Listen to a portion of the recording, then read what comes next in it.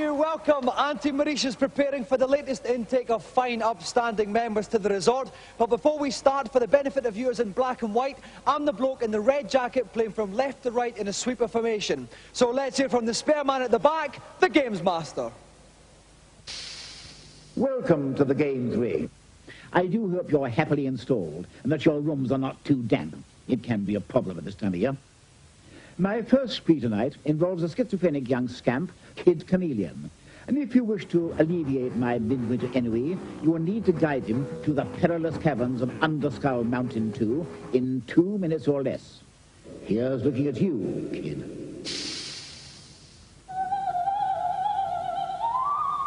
And controlling our multiple personality friend tonight is Richard Sylvester from Berkshire.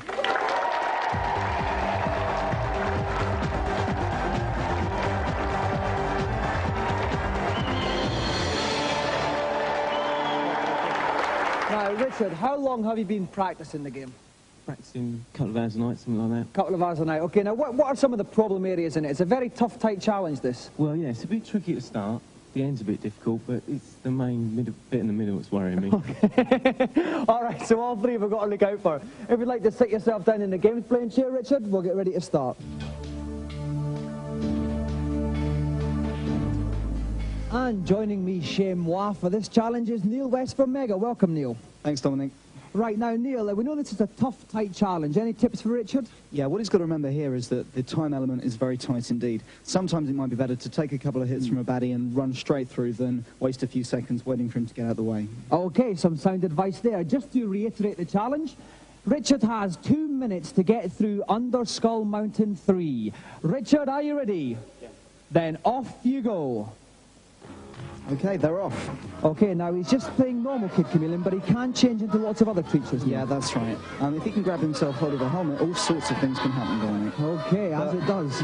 That's right. But for the moment, pair of trainers, pair of sunglasses, it's all you need. He can move really quickly. And oh, there's a little flip up there. That's one of the advantages of being Kid Chameleon. That's right. Only he can do that. But what we've got to hear... Oh, what have we got here? Okay, if you can grab that prize, yeah. It's Jason. He's turned into Maniacs, the axe-throwing monster. That's right. Okay, now obviously no baddies are going to mess with him now, Neil. That's right. He's pretty hard, to be honest. Okay, we've had 32 seconds, and he's doing all right so far. He's not any bad. slip-ups Right. yet. He's got to break these blocks, then through the top. That's right, then zoom down here. Now, Kid Chameleon would have been quicker at this point, but Jason Maniacs is a lot harder in a rock. And obviously that guy there with the shot-out flames ad infinitum. That's right. So Maniacs was a good choice here. And he's probably going to be best to stay with Maniacs all the way through. He needn't change again. Okay, obviously there's no room for error on these little moving platforms. Not at all. Not at all. He's doing okay. All these jumps are pretty pixel perfect, or they've got to be, and he's doing okay. Okay, we're just over halfway through the challenge. 1 minute, 5 seconds gone. It's good, but I mean, this is going to be so tight, this challenge. It is, right. I don't know if you can see up here, this little 4 number here, that shows he's got 4 gems. If he can collect 20 of those, then he can fire a sort of smart bomb, which will take out all the enemies on the level. It might be worthwhile trying to collect those, but I don't think he's going to get a chance to collect 20. Okay, he's just hovering around there. Oh, that guy was dead anyway. That's okay, right. We have got only 30 seconds left here. Okay. Is he near in the end, Neil? Yeah, he's not far off at all. Unfortunately, he's really just, his fate now lies in the hands of the game. He's just got to wait for the right platforms to come along. He should have made that jump there. That jump could prove costly. We've only got 18 seconds left. Absolutely. This is going to be very, very tight. That was a very tight jump, but it was possible. No, he's not sliding. He's finding a little secret thing here. Yeah, he's doing it okay. He's got to get through. You see, he took the hit. He's got 10 minutes. He's coming down. He's at the flag. He's done it. And he's made 7 seconds left. Yeah. And Richard has won tonight's challenge. He took the hits, went for the time, and he made it.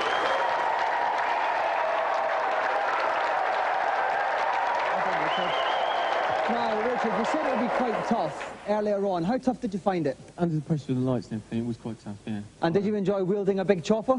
Yeah, I did. Okay. Right then, well, Richard, as one of tonight's winners, you are the proud owner of the Gamesmaster Golden Joystick.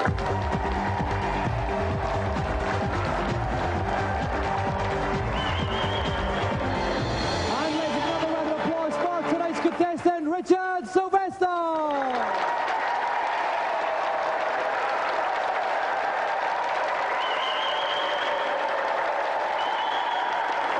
The sunlight of life dawns once more on one of our sturdy challengers, and the warm front continues with this week's reviews.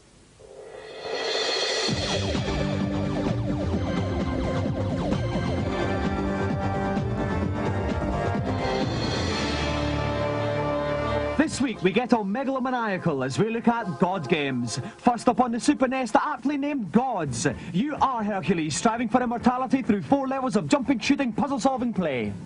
Gods is a spotless conversion of the old Amiga game, and I'm afraid that's its problem.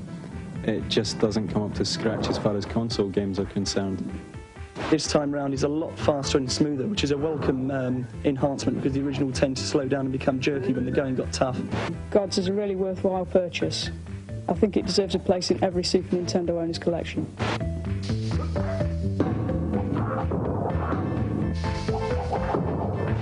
Next up, Populous 2. It's still you against another civilization. There's still 999 levels, but this time it's steeped in Greek mythology. A far better game than the original, offering deeper strategy, far more enhanced graphics, and a whole lot more godly effects. It's really fun when you build up enough power to unleash a volcano right in the middle of your opponent's cities. In terms of difficulty, it's a lot harder than the first one. It looks and feels a lot better.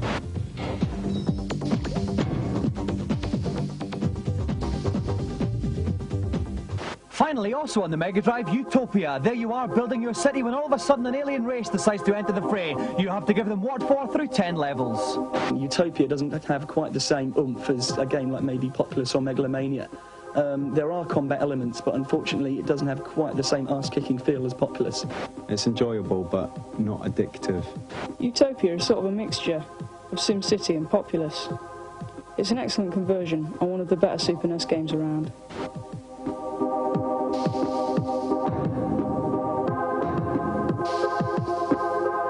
Well, I've just been down to the cabins to check that our celebrity's been kept in the manner to which he's accustomed. So let's waste no further time and find out what challenge he'll be facing. My second challenge is one that requires brain rather than brawn. The game is called Blastress, and the object is to form vertical lines on the right-hand side of the screen by shooting away blocks that get in the way. Each time a line is formed, that line will disappear. For the purposes of this particular challenge, you will need to construct 5 lines. But to spice things up a bit, I put the game on its hardest setting. On with the thinking caps. For this furious test of hand-eye coordination and mental matter, please welcome the Krypton Factor's main man, Gordon Barnes.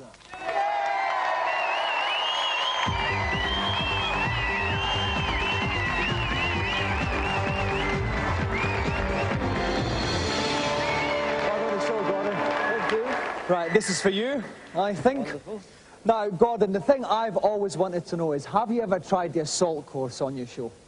I have done it twice, and I can tell you I will never, ever be doing it again. Was it a bit of a rough ride, was it? I'm much too old, it's much too demanding.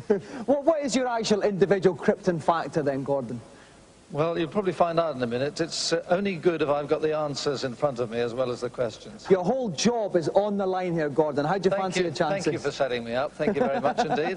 Well, I'll have a go. That's the best I can do. I've hardly ever played a computer game in my life. I'm two generations too old, I think.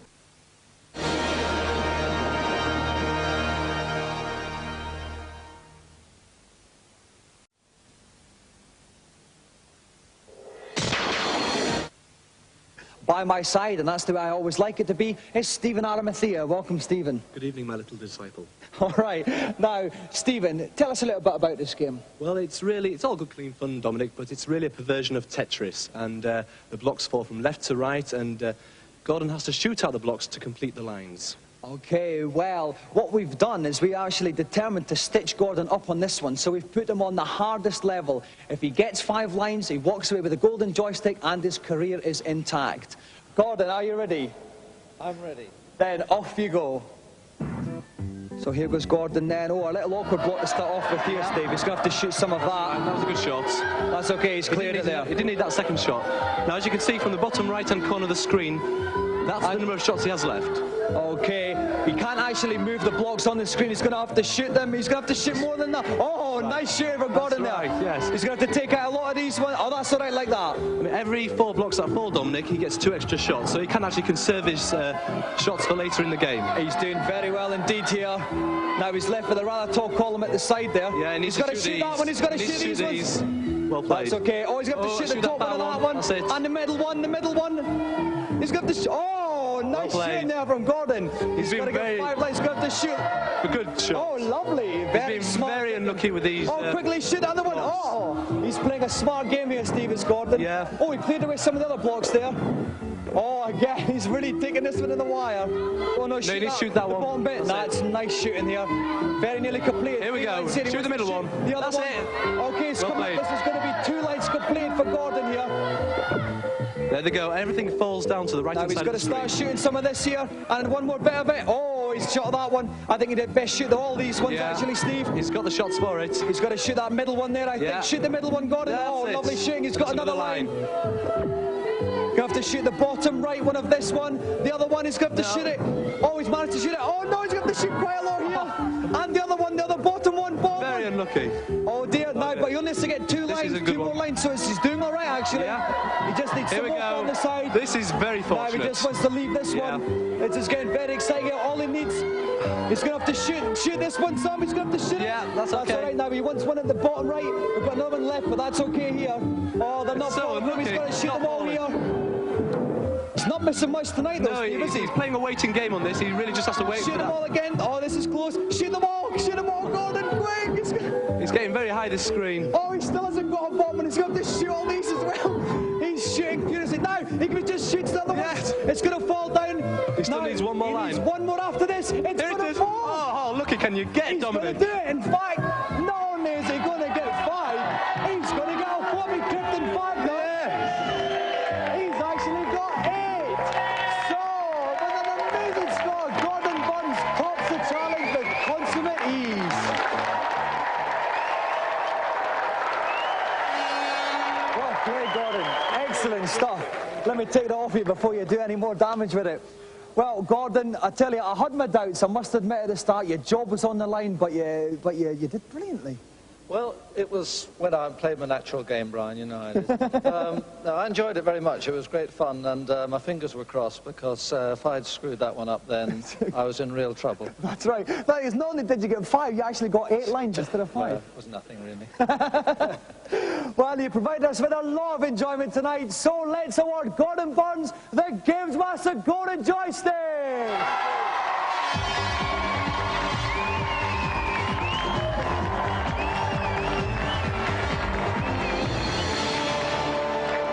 So let's give another round of applause for our special guest tonight, Gordon Burns!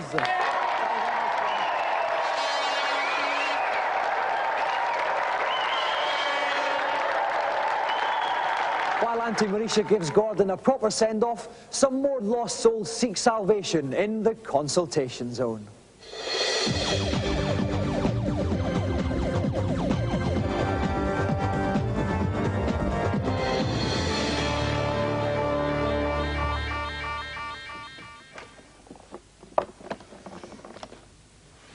Hello, Gamesmaster.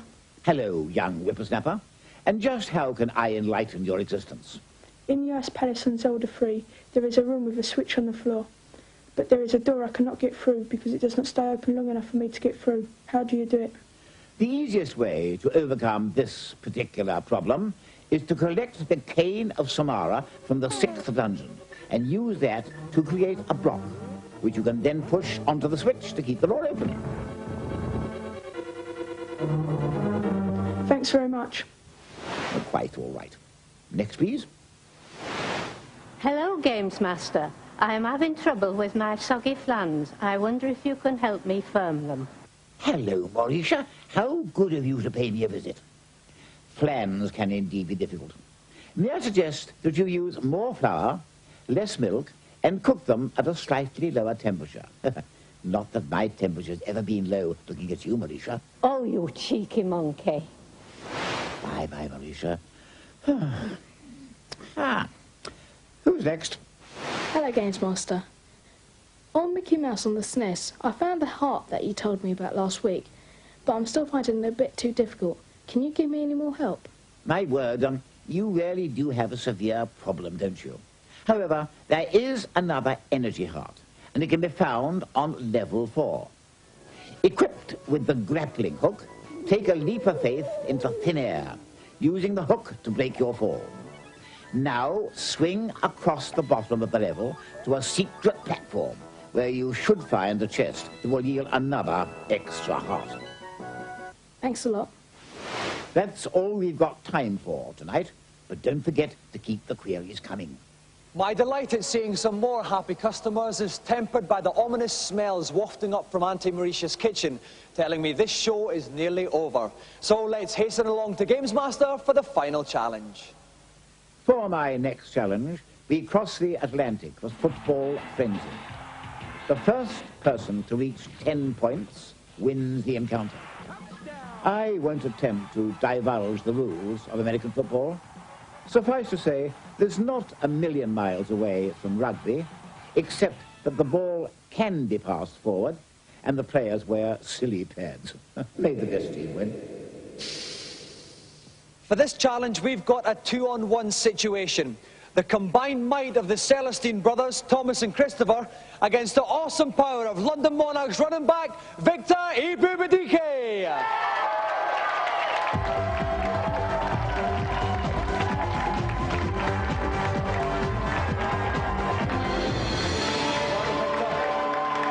Welcome, Thomas and Christopher. All right.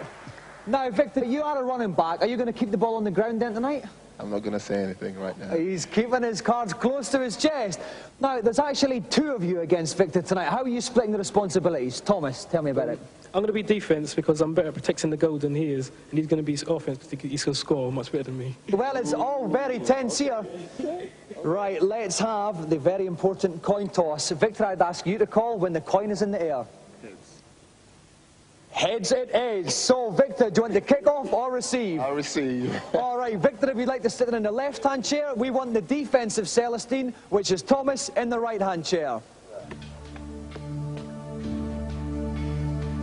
And helping me with the playbook tonight is Gamesmaster's very own Stephen Magdalene. Welcome, Stephen. Good evening, Dominic. Now, any tips for our American footballers tonight? Well, not really. They've got to play to their strengths. I mean, the Cobras are a very rounded team, both in offence and defence. The Bisons, in comparison, have some very good wide receivers. They want to make use of those. A few pointers for you at home. The first team to get to 10 points wins tonight's challenge. This is achieved by scoring a touchdown. Basically, carry the ball deep into your opponent's half by either passing it or running it until eventually you get past their 0-yard line into the end zone.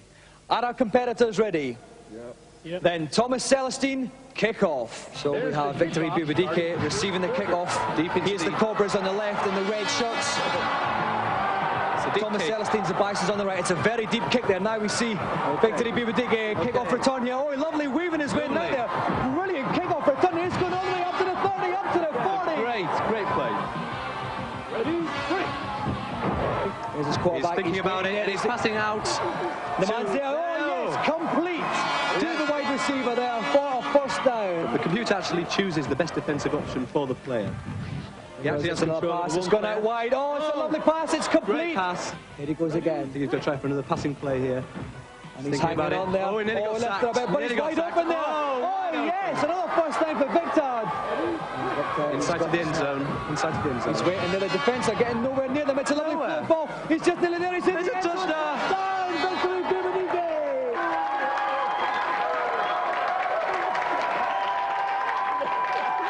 And here goes Victor Ibubadike for the extra point. It's not like conventional American football. It's not a kick. It's actually another passing or running play there. And it hasn't in fact worked, which means Victor Ibubadike has failed the extra point. So it's still 6-0. Going to make it slightly easier for the Bisons there, Dominic. That's right. It means if Victor had got that, all he would have needed was a field goal, 3 points, to get to 10 and win the match.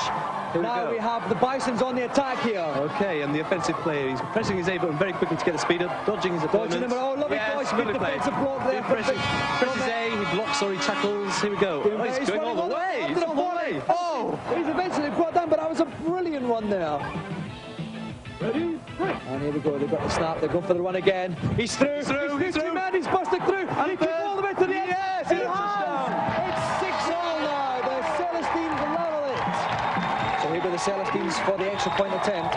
They're going through the middle again, they've done it, it's good! The Celestines get the extra point, which means crucially, it puts them 8-6 ahead. If you run an extra point attempt like they did, you don't not only just get 1 point, you get 2 points, which means all the Celestines need now is a field goal to win.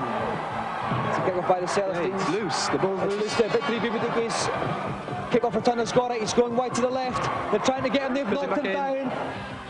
Ready? Ball's back. He's got good pass protection. No one is broken through. It's a little shot when he's open. He's done it, and he's running. He's open. He keeps going, but he's stopped there. But it was a very, very good first down from Victor. Getting very, very close. Just to remind you, the audience at home, he needs one more touchdown. All he has to do is get the ball into the end zone of the Celestines. And he scored again. Nearly intercepted, though. Nearly intercepted. There goes Victor. He's gone at the snap. Right on there, he's gone back, giving himself a little bit more time to pass. It's open, it's there, the wide receiver's got it. A little bit of a fight on, and he's down, but he's getting very, very close to the Celestines line here. And the Bison 15-yard line, the quarterback goes back, gives himself some more time. Puts it wide to the left, he could get it. Yes! It's a touchdown! A brilliant play fake to the left-hand side, tossed it to the left wide receiver, into the end zone. Well played to Victor. Victory Bibudiki is the winner.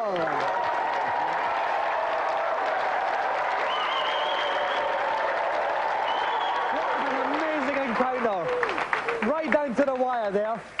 Now let me go to you first of all, Christopher. No, it was too good for me, I don't know why. a very, very stout defence, Victor did.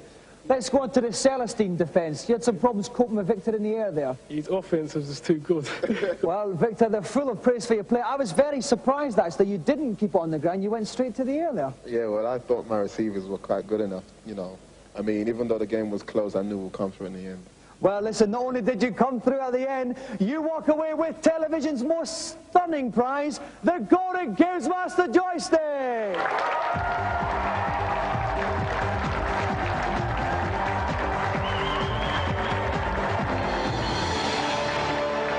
So let's give another round of applause for Thomas and Christopher Celestine and Victor Ibibirige!